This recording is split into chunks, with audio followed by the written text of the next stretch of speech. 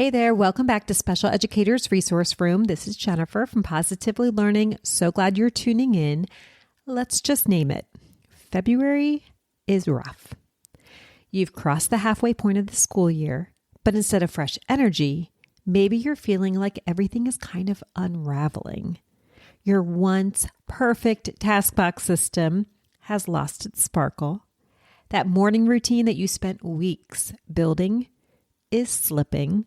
And the visuals, they can now be referred to as floor decorations.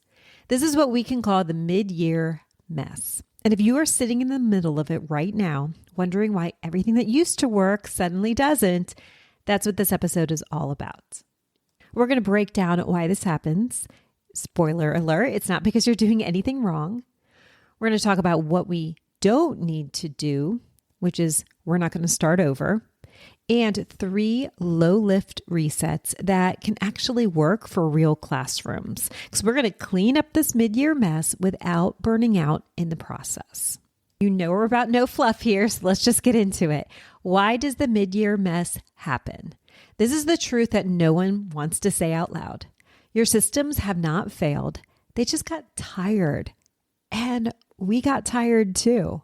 By the time we hit that January, February, we've been running a marathon at sprint speed. And the routines that were built back in August, they weren't built for everything you've had to carry since then. Think about what's changed since the beginning of the school year. Maybe you've added new students.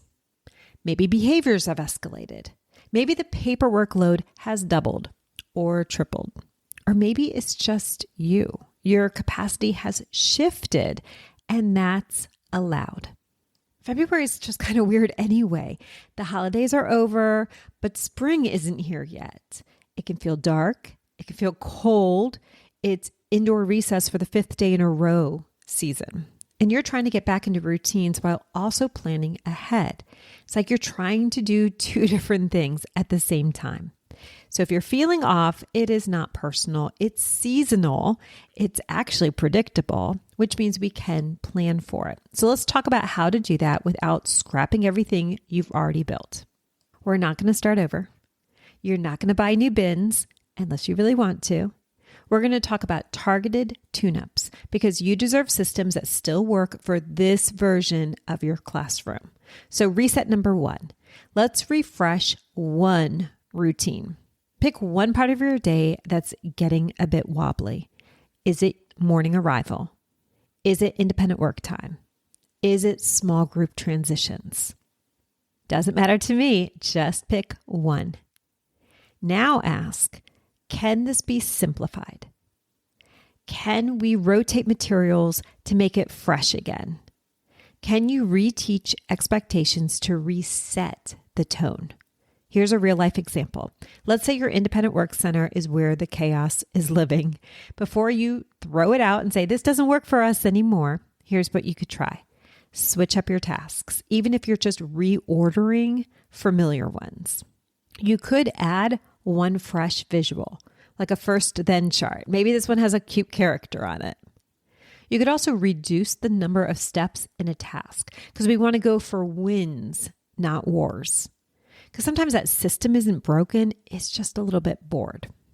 Reset number 2, revisit expectations. Because here's the thing about this time of year. It's basically September 2.0 for your classroom community. Because students forget. Grown-ups forget.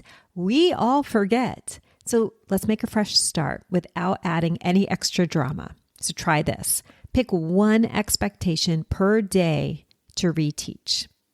Use modeling, humor, even student helpers, and reinforce it visually and consistently. Here's an idea. You could make it a classroom challenge. Reset week means we're all going to be leveling up. You can give out some type of token or incentive or recognition. Small, focused reminders can bring that calm back into the room faster than you think because we're not starting over. We are just revisiting those expectations. So number 1 reset was refresh one routine. Reset number 2, revisit expectations. We're just going to pick one a day to do. Reset number 3. Now this one is kind of out there. It's rename the month or the time period. This sounds silly, but it can work. Sometimes we just need a mental reframe, especially when everything around us feels like Arctic freeze and chaos. So instead of February, you could try calling it routine refresh month or maintenance mode or systems reset season, because that's what it really is. This isn't time to make it beautiful with new bulletin boards. It's time for checking what's still working and gently patching what's not. For example, one teacher I worked with created a soft start plan where every day began with calming task boxes or a student-led setup instead of a big group activity. It gave her space to observe what needed fixing without jumping in to try to fix everything at once. Here's what you could try. Give yourself permission to take 2 full weeks, not one afternoon, to work through this reset. Make it a mini project and celebrate your tiny wins. For example, you could relabel a few bins one day, and then the next day you can add 2 visuals. And by the end of the week, you're rebuilding the bones of a routine that's going to carry you through testing season. By renaming this month or time period, it can give you a new lens. And sometimes that's all we need to move forward. So now you've got these 3 mini resets. They're doable, they're grounded in reality, and none of them involve 100 new laminated centers. But maybe you're still thinking, okay, I've tweaked the routine. Now what? Let's talk about how to make these small shifts actually stick. Because the goal isn't just to survive this time period, it's to make your system stronger so that it holds you even when the energy dips again. And you don't have to rebuild. We're just making adjustments. We're going to take the pressure off. You're not behind. You're not failing. We're just in a very predictable part of the year when the systems need like a quick oil change. They don't need a brand new engine. So think of this like teacher maintenance. You're fine-tuning the machine. You're not reinventing it.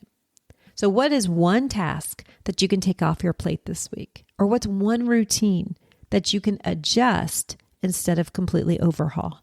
If an idea just popped in your head as I asked you those questions, that's the direction I think you should start in. We don't need to pick the biggest, scariest, hairiest goal.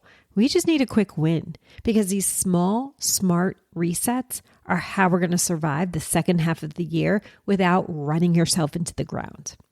In closing, the mid-year mess is real, but so is your progress. And so are your students' routines. And so are the systems you've already built. You are farther along than you think. And if you're ready for more support without starting from scratch, please come hang out with me over on YouTube and check out the latest blog post. I've got some calm, doable ideas coming your way every single week. And if you know a teammate who is mid-reset right now, please share this with them. Let them know that they're not doing it wrong. They're just doing the work. Thanks for being here with me. I'll catch you next time in the Special Educators Resource Room. Thanks so much for tuning in, and I'm dying to ask, what'd you think? Be sure to hit the follow or subscribe buttons so that you never miss an episode. You can find the show notes and links for everything mentioned in this episode at positivelylearningblog.com. See you next week for more special education solutions.